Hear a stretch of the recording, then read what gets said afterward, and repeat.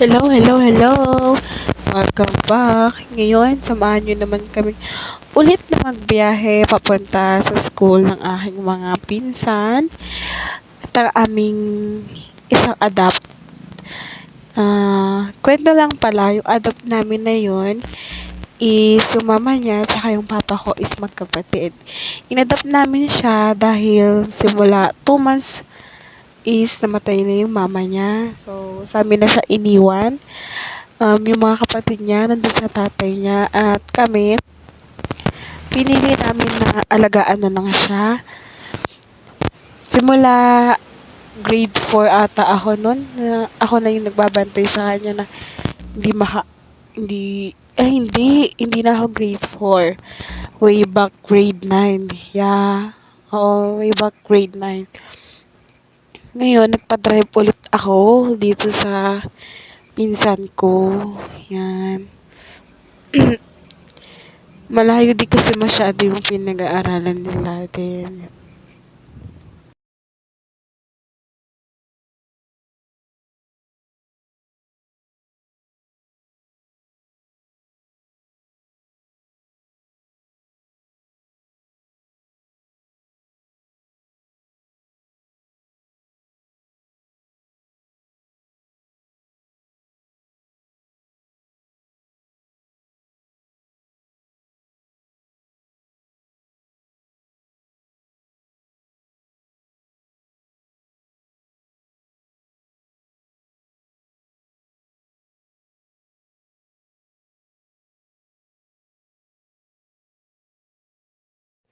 Kung yan dito, kung magta-tricycle ka, mahal yung tricycle.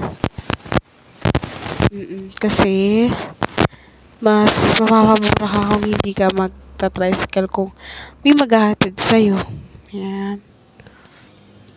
Yung bayad mo sa tricycle, ibayad mo na lang sa panggas ng pinsan mo, 'di ba? Bawi.